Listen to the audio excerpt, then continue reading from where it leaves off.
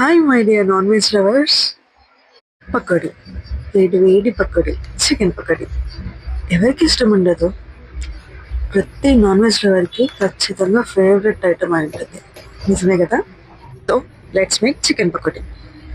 Chicken షాప్లో బాగా కొట్టించిన boneless chicken ఇంటికి తెచ్చేసి బాగా కడిగి నీళ్ళని వంపేసుకొని తడి లేకుండా ఇప్పుడు ముక్కకి బాగా పట్టేలా కారం, ఉప్పు, పసుపు, అల్లం వెల్లుల్లి పేస్ట్, కొంచెం ధనియాల పొడి, కొంచెం జీలకర్ర పొడి, కొంచెం చికెన్ మసాలా, కొంచెం ఆయిల్ బాగా ముక్కకి పట్టేలాగా కలుపుకొని ఫ్రీజర్లో మూత పెట్టేసి ఒక గంట సేపు నాననివ్వండి.